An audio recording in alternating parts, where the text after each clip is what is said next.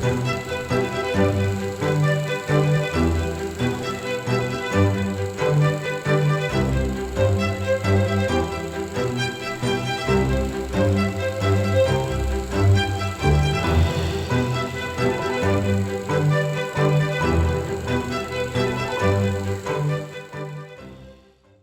and welcome to this edition of History Through the Lens. It is the first one of the new year, 2026.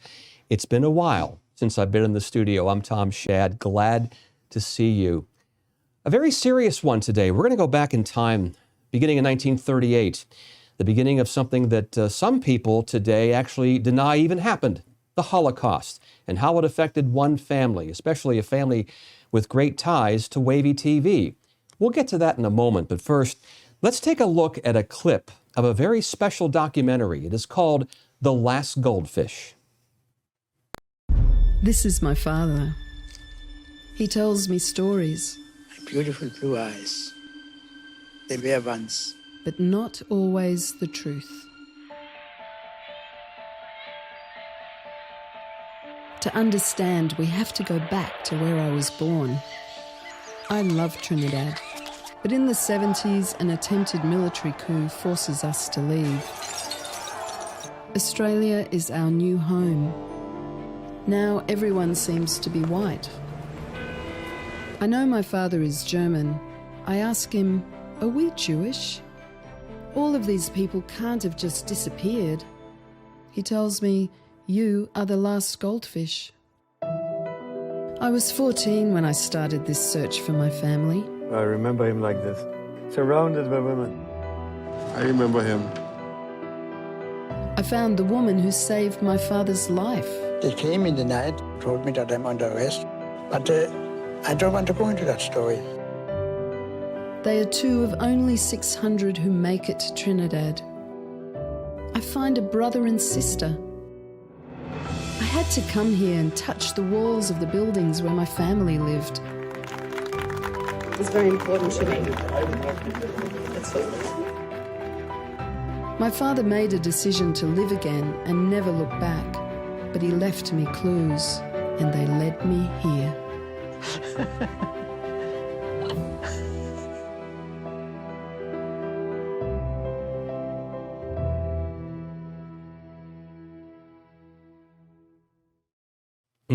Today, a story about loss and recovery. And it all began with a man sitting to my right. His name is Jerry Wagshaw. He is our investigative producer at Wavy TV 10. And that was your aunt that produced that documentary. And it began with you. Yes, Tom. Thank you for having me on the show. So glad to have you. Love to hear this story. I'm looking back at the pictures from the trailer, and I have almost a little bit of tears in my eyes, looking at my father, looking at my grandmother, looking at my aunt, thinking about all these things. How did this begin with you? It started really with my dad, because my dad always told me that his father had abandoned him when he was a boy. Mm-hmm. I grew up thinking that my grandmother's husband, David, was my grandfather. And then one day when I was about 13 or 14 years old, my mother talked about something being my real grandfather. And I say, look, what are you talking about? I don't even understand what you mean, because I thought this guy, David Wagshaw, was my grandfather. Right. But it turned out that actually David Wagshaw was my grandmother's second husband. She had a prior husband, and his name was Manfred Goldfish. And when I found out at the age of about 14 that I had this real grandfather, that my father talked about abandoning him when he was a child, when the secret came out, because it was a secret. It was a cover-up to try to pretend that my second... Something you and I have a hard time understanding, because a different generation, different time, different place in the world. People had to flee. They had to leave. They had to flee and they had to leave. And don't forget that my grandmother also at that time, which was in the 40s, leaving her husband for another man, that was a big deal at that time. That was not like the simple thing to get a divorce. So when I heard that I had this other grandfather and that he lived in Australia, I always had in the back of my mind that one day I would maybe like to go out and see if I could find him and find out what the real story is. And I think that brings us to why we're here today, Tom, is that the idea is that I've always had this idea, and I think it sticks with me now, to uncover from the lies to find out what the truth is, which I think is the same reason that my aunt did this documentary, to find out the truth about her past. Especially the genesis was 1938, Kristallnacht in Nazi Germany, when they were rounding up Jews and destroying synagogues and Jewish shops and businesses and things, and a horrifying chapter in world history. And this, of course, was the beginning of This was the beginning of my grandfather's your grandfather's story. So Yeah. my grandfather, Manfred Goldfish, was his parents owned a hotel in Baden-Baden, which is a place where, at the time, Germans would go to relax, and it's like almost like a spa area. Mm-hmm. And it was 1938, and he said my grandfather, it was the Kristallnacht, and all the Jewish businesses and Jews were harmed, and businesses were destroyed, and the streets were full of people who were causing trouble and all kinds of stuff. My grandfather was imprisoned in the basement of a school, and the story is that my grandmother Martha, who was a pretty young, very charming young lady, went into the Gestapo and actually pleaded for his life and got him out. When they got out, they decided that they would flee, and their parents helped them get visas to go to the island of Trinidad, where later we'll find out that there were about 600 families living on the island of Trinidad, which were known as the Calypso Jews. But all Jewish families from Germany. All Jewish families from Germany and my grandfather landed up moving there and having my father there and having my aunt, who's a famous painter, Marion in Montreal, who a lot of her images that are in our artwork actually deal with the Holocaust. And you'll see some of those images in that documentary, The Last Goldfish. They're actually quite moving. We will see some of them. So when I decided I was going to go and find out to get to the bottom of everything, one time I was going on a trip to Australia, and I decided I was going to go with an ex-girlfriend of mine, and I decided I was going to go and try to track him down. And actually, I had a number that my father had given me that didn't work.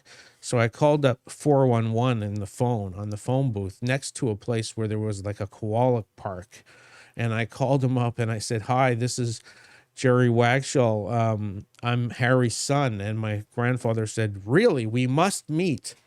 And so we all went to a beach not far from where this atrocity happened recently. Oh my. Bondi Beach. We didn't go to Bondi Beach, but Yeah. we went to a beach nearby. And I met my aunt Susie, who made the documentary, Right. and my step grandmother Phyllis, my grandfather's second wife, and we all had fish and chips on the beach with me and my very tall ex-girlfriend. We're going to hold it right there, Okay. because we're going to have to take a break and come back and learn more about how Jerry got his family back together again. This topic of a wonderful documentary, The Last Goldfish, on this edition of History Through the Lens.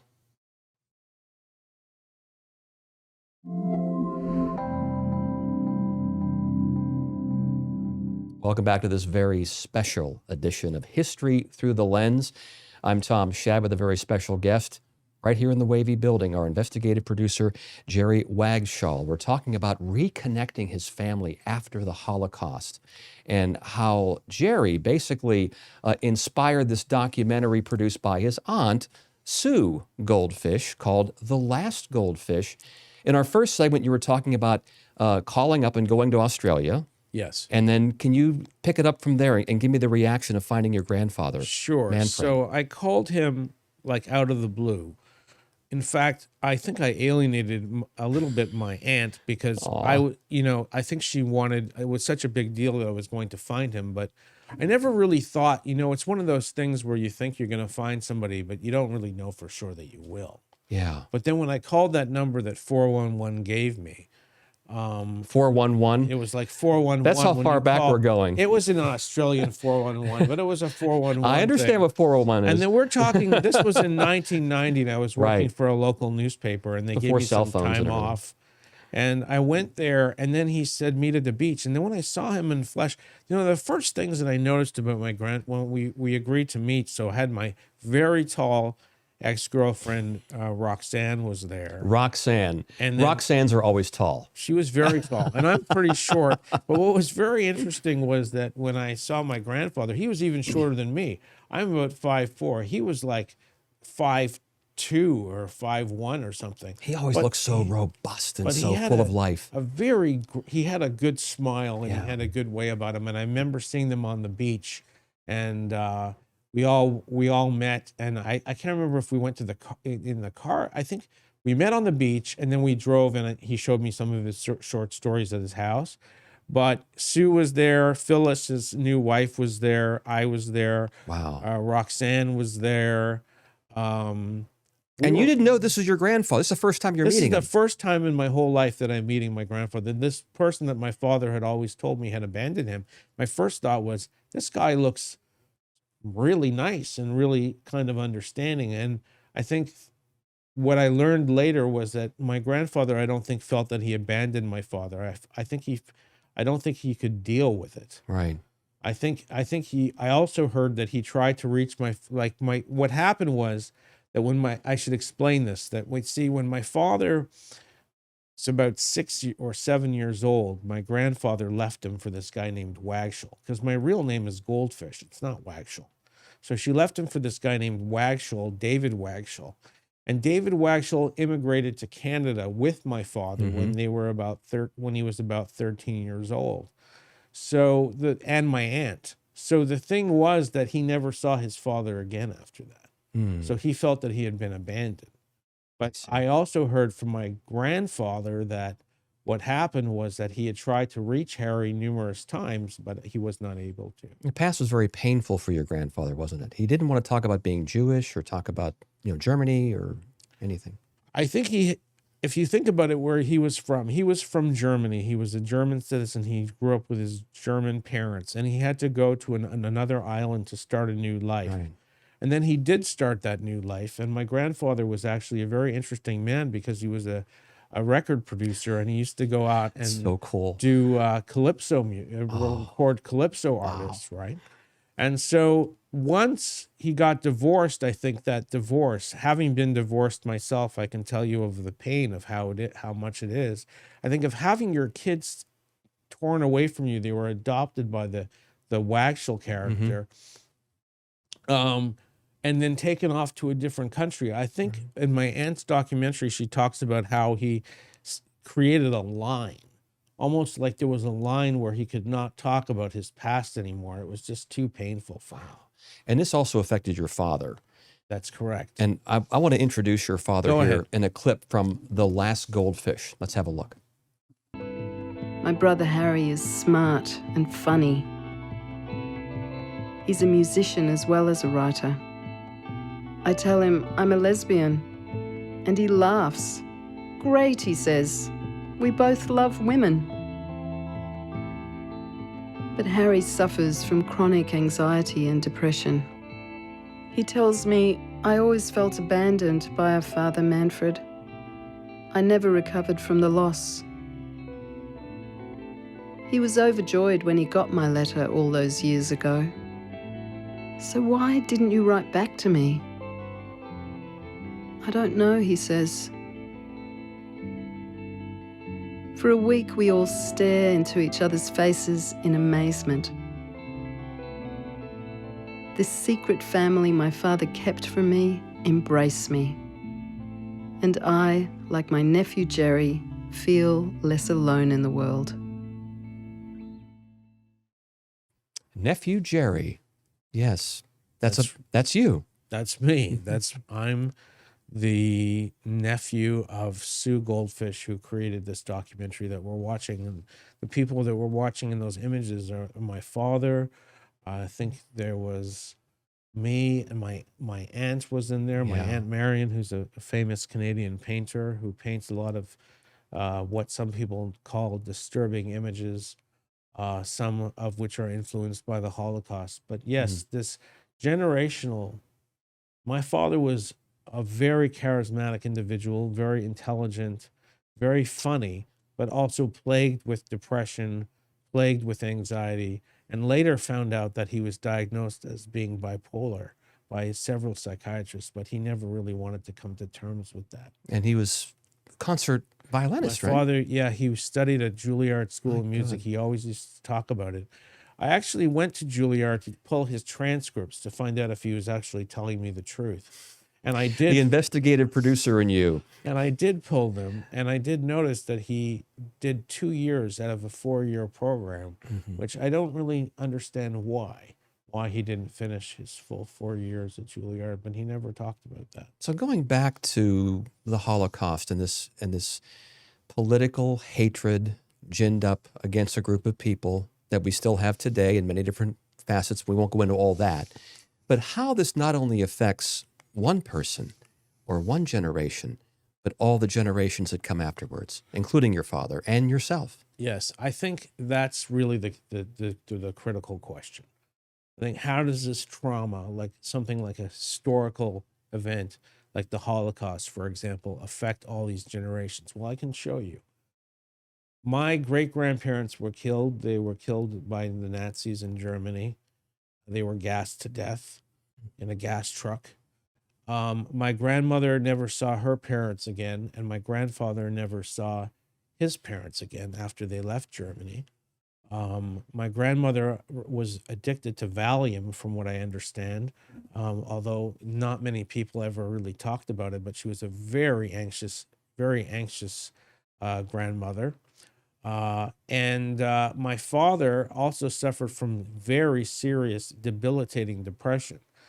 I also suffer myself from bouts of depression, which I have to deal with, which has not been easy for me or any of the members of my family. So I think when you think about the fact that you're locked up in a jail and you're imprisoned, and it's because of hatred of the essence of what you are, and that your whole life can change overnight, and then you can understand the sort of how this anxiety pervades from one generation to the next. We're going to leave it. We're going to leave it right there for this particular segment. We're going to come back and talk more with Jerry Wagshall, our investigative producer at Wavy TV, on this edition of History Through the Lens.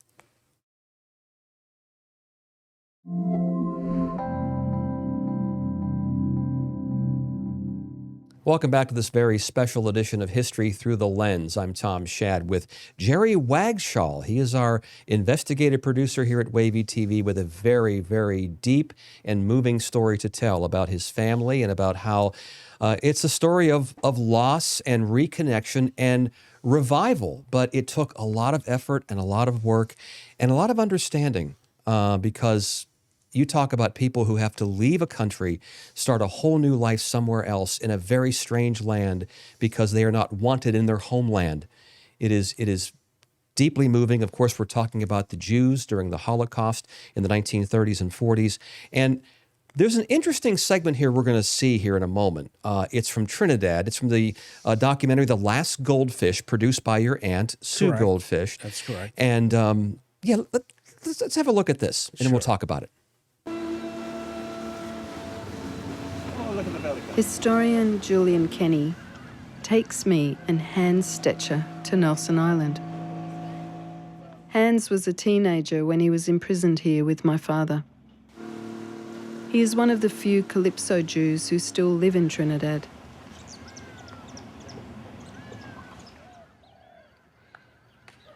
Try to find one where he's a bit younger.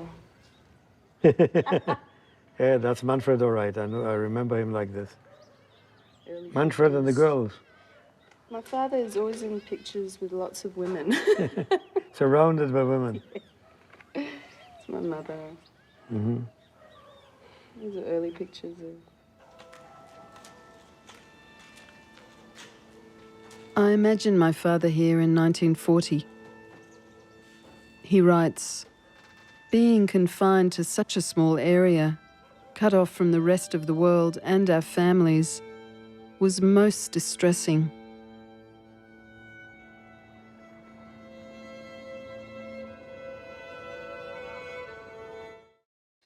Yeah, we're talking about an internment camp off the coast of Trinidad for people who were Jewish getting away from the Nazis, but they were German.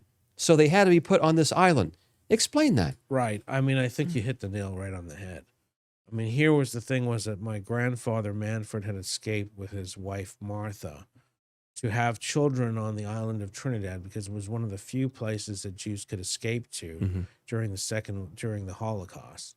So they did escape there, but then only to find out later, my grandfather finds out, well, you're German, so you're going to have to go to an internment camp. You're going to have to go live on this island. Now, I've seen pictures of this island. I think, look, there could be worse places to be in prison. It doesn't look great, but it's still an internment camp. The irony is, my grandfather said, look, I'm Jewish. You know, we don't like the German Nazi stuff. I was persecuted by them. Why would I be an enemy to you? We're allies. And they didn't see it that way. So he had to stay on this island. And on the island of Trinidad, there were other Jews that lived there. They were called Calypso Jews. And they were Jews growing up in the Caribbean, families living in the Caribbean. And when I was younger, my father, because he grew up in Trinidad, eating all the Caribbean food and talking, learning all the Caribbean lingo. I mean, he used to be friendly, like friendlier than most Canadians can be, very reserved. Right. And he would be talking to everybody on the street and the bus station and the cab It's in Montreal, right? In Montreal, Canada, where he grew up. And he also used to say, I can't believe it's so cold here. Why did we ever leave Trinidad to come to this place? The Canadians are a great team to watch in hockey, They are good, but Montreal is very cold. My mother lives there now. I also want to say that, it was because I ended up going to see my grandfather in Australia and then meeting my Aunt Sue. My Aunt Sue then made a huge effort to come back to reconnect with our side of the family in North America. And so she reconnected with, for example, my sister from my father's second marriage, my sister Tarina, and my brother Stephen, who is a professor at the University of Indiana. And she made an effort to reconnect with all this family. And as she said, and I've said too, we all feel a little bit less alone because we've been able to sort of repatch together this kind of broken family. The silence is kind of broken and the lies kind of stop. That was a very powerful line when you said feel less alone, because your grandfather felt alone. He felt he had to make a whole new start. I remember one line he said, when you see a synagogue burning, it's time to take long steps. Yes. I mean, get out. Right. I mean, there's only so many warnings you're going to have. I mean, if they're going to put you in the basement of a school and they're going to arrest you. I mean, I think harder for me growing up the way I did was imagine being my grandfather, leaving his home and my grandmother too, never to see their parents again. Never to see their relatives again, ever, because they were all killed. And then my aunt made this very courageous documentary where she went back and she retraced all the relatives that had been killed, and she found out where they were. And she went to the hotel that she figured out where the hotel was, where my grandfather used to spend his summers, by piecing together artifacts and the short stories and figuring out exactly where it was located, because there was no hotel when she went there to see it. Right. It was gone in Baden-Baden. Wow, this is fascinating. And just a quick note, this documentary is available for streaming too. It is available for streaming. It's available on Apple TV. And same as Wavy Plus. So and find Wavy Plus on Apple TV. So it's a good company. It's won quite a few awards. I think what's interesting about what my aunt did in this documentary is that often we investigate external things in the world, but she decided to investigate the roots of her own family, which is in a sense probably one of the hardest investigations that you can do because you're emotionally connected to it. Yeah, that's very profound. You have to start within yourself and go out. Yes. From there, exactly. versus trying to, go and search. Yeah. But, and because she was talking about things leading her places and the 3 ghosts that followed her. been to, I think, Germany, when she went back to Germany. Right. And went around the various places where your grandfather lived. And she felt a tap on the shoulder Ghosts. in one instance. You I know? mean, ghosts are a big part of it. And artifacts, like all that she had really when she was starting with her journey was a fork and I think a fork and a knife, I think, from the hotel. From the Hotel Lowenstein, from where my grandparents had, and that hotel didn't even exist. But these objects, The building still does. yes, the building's The still building's does. still there. The It's hotel did apartments not. now. Right. But to have these objects imbued with this kind of symbolic power, and then to retrace the significance of where these objects like really fit into everything, it's really quite something. Yeah. And she did a miraculous job. She did. It was a fascinating, I think it was like, it flew by. It was an hour and, I don't know, hour, 20 minutes, something like that. And it felt like I was watching a half-hour show. Hard for me to watch. I can understand why. I remember giving a talk about this to the Jewish community, to the Jewish Film Festival a couple of years about 10 years ago, and I was prepared for every single question. I'd watched the documentary; it was all set up. And she says the first question out the gate was, "What's your relationship like with your father?" Boom. Because it was a very troubled relationship that I had with my father. It wasn't always happy one. Like a lot of people, like most of us have difficult relationships at certain times with our parents. I was blown away by the question. I couldn't deal with it. Wow. But, This has been a fantastic interview. And like I was saying, time flew by watching the documentary, but the time flew by here talking to you. thank you very much for having me Jerry, on the this show. has been a wonderful conversation, and I want to do it again. We'll get you on again, and we'll talk about this. You know, Holocaust Remembrance Day is coming up in January, in the later part of January. As we tape this, it is January the 8th. So I want to make sure that, you know, this will be shown at a later date, but, you know, this is definitely poignant anytime. That's great. I'd love to come back. Thank you for having me, both of you. Thank you. And thank you, Michael, for setting everything up. And A very powerful story on this edition of History Through the Lens. And remember, we make history every day.